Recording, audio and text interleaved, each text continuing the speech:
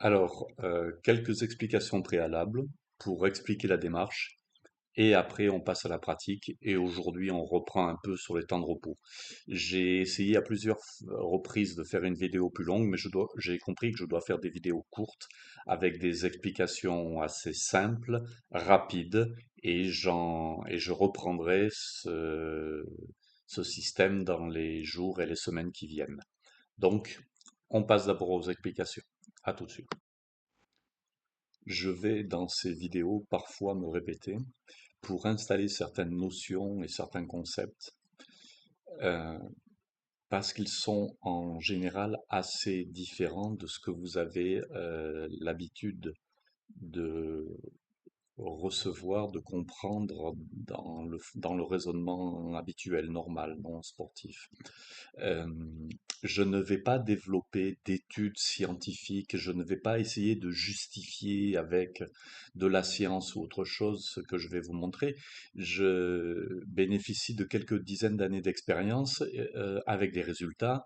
Je n'ai pas cherché au cours de ma vie à essayer à prouver autrement que par des résultats en formant des athlètes que ces fonctionnements, que ces méthodes marchaient. Ce qui m'intéresse, c'est de trouver la bonne approche. Moi, je suis toujours surpris de voir des gens qui veulent expliquer à l'entraînement euh, avec des approches scientifiques ce que l'on est en train de faire. Je ne suis pas contre ça. Il faut qu'il y ait quelques personnes qui fassent un travail explicatif, mais ces gens-là ne sont pas les entraîneurs. Ce ne sont pas les mêmes personnes. Si je voyais arriver un entraîneur qui me parle de cellules, etc., moi j'ai entraîné des athlètes, j'ai pas entraîné des cellules. J'ai pas entraîné des cellules musculaires, j'ai pas entraîné des... J'entraîne des gens. Ça me surprendrait toujours si je voyais arriver un architecte me proposer de me donner des cours de géométrie ou ou un plombier de commencer à parler de physique, je pense qu'il vaut mieux qu'il s'en tienne à son travail. Et ce que j'essaye de faire, de vous donner mon travail, je ne vais pas le justifier scientifiquement. Je l'ai justifié au cours de mon existence sportive, au cours de ma pratique pendant plusieurs générations. J'ai 64 ans. J'entraîne les gens depuis une quarantaine d'années. Euh, et donc, j'ai assez bénéficié de ça pour ne pas avoir à le justifier. Je peux expliquer les notions et je peux expliquer pourquoi les gens se trompent. Et ça m'intéresse beaucoup plus. Mais par contre, ce que je vais vous faire, c'est je vais vous donner des notions simples et vous dire en pratique comment on fonctionne. Plus tard, si cela vous intéresse, je vais essayer de développer plus le plan théorique, mais j'essayerai de faire en sorte que ça soit plus de la compréhension que de la physiologie, de l'anatomie ou des choses comme ça. Euh, un pratiquant ne doit pas manger ce genre de choses. Et toutes ces théories qu'on vous donne à manger, il faut bien comprendre que chaque fois, à chaque génération, chaque 5 ans, elles se modifient, elles changent, on comprend les choses différemment. Elles sont là normalement pour expliquer pourquoi ça marche ou pourquoi ça marche pas, mais elles ne sont pas là en amont pour expliquer ce qu'on devrait faire. On doit passer par la pratique. Et donc, ce que je vais faire moi, c'est vous donner des notions. Voilà. J'ai toujours cherché au cours de ma carrière d'entraîneur, non pas à entraîner dans des salles commerciales et à essayer d'avoir le maximum de monde, mais à essayer de fabriquer de la performance pour les athlètes. Ce qui compte pour moi, c'est que les athlètes aient les résultats qu'ils attendent en compétition. Et c'est le plus important pour moi, c'est cette efficience. Avec une limitation, c'est que j'utilise ma compréhension de l'entraînement. Je n'utilise pas des substances qui seraient théoriquement interdites, mais qu'on sait assez usuellement euh, appliquées dans le cadre de la performance. Mais justement, très souvent, ça fausse la compréhension. Les produits dopants changent la compréhension des mécanismes de progression. On n'est plus sur la même démarche. Et moi, je ne suis pas un spécialiste de ça. Je ne suis que un entraîneur qui sait entraîner les gens quand ils ne bénéficient pas de ce type de produit. Ce qui ne veut pas dire que je n'ai jamais eu d'athlète qui n'a jamais rien pris. Certains ont pu me fausser leur fonctionnement réel, mais ce n'était pas dans ma pratique.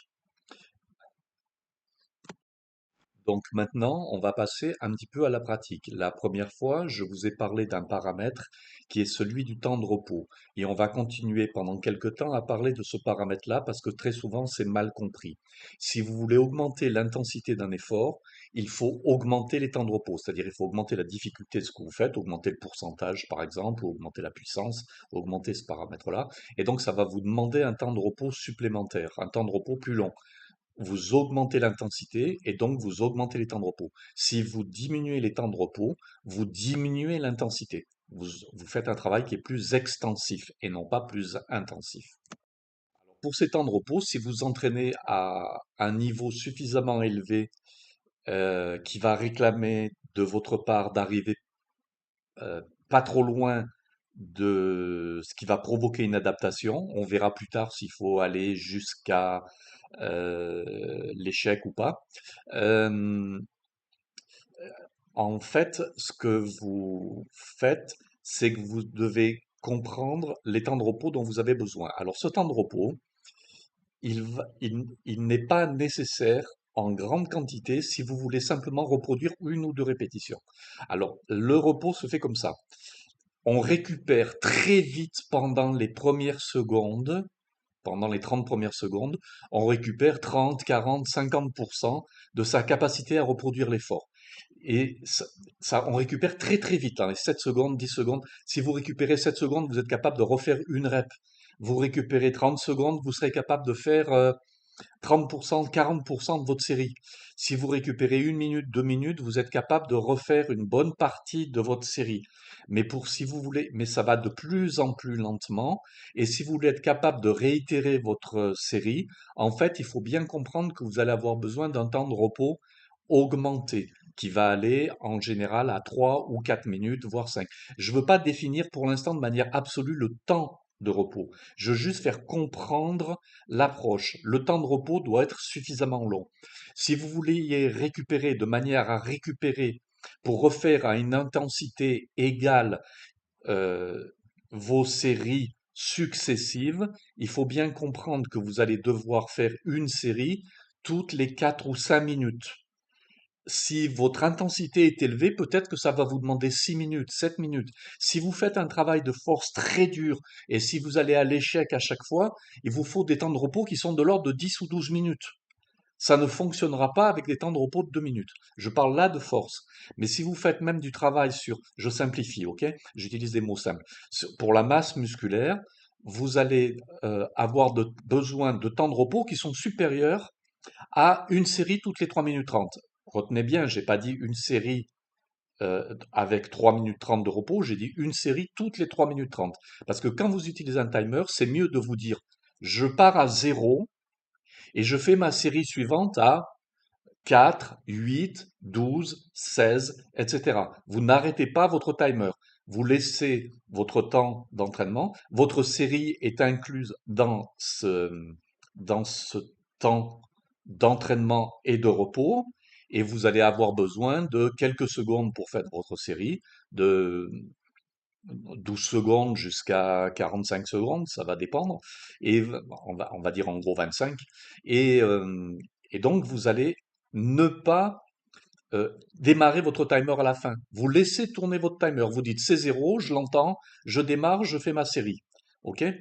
Et ce que vous allez faire, c'est essayer de voir de combien de temps de repos vous avez besoin pour effectuer, comme je vous l'ai proposé l'autre fois, euh, des séries de, on va dire, 8 répétitions à 75% et pour être sûr de ne pas vous retrouver à l'échec ou de ne pas être capable de terminer votre série à la prochaine série, pendant vos 5 séries. Si vous ne pouvez pas dépasser la troisième série, ça veut dire que vous n'avez pas assez attendu. Voilà. Je ne vais pas vous faire plus long pour cette fois. Je vais continuer d'expliquer à partir d'un paramètre, puis d'un autre paramètre, essayer d'élargir, et à chaque fois, je vous demanderai d'essayer de faire quelque chose par rapport à ça. Après, vous avez bien vu que je vous ai demandé de mettre un pourcentage de l'ordre de 75%. Donc on est sur des entraînements qui sont considérés comme de la de la force volume. Je l'ai fait délibérément parce que ça va vous demander une énergie nerveuse et musculaire à peu près à égalité et vous pousser à être réellement dans vos limites. Peut-être que certains d'entre vous sont capables de faire plus de répétitions. Et dans ce cas-là, à la prochaine vidéo, on parlera de cet effet de répétition, de cette capacité à faire plus et de combien on devrait faire en fonction du nombre total de répétitions qu'on est capable d'effectuer. Je vous remercie.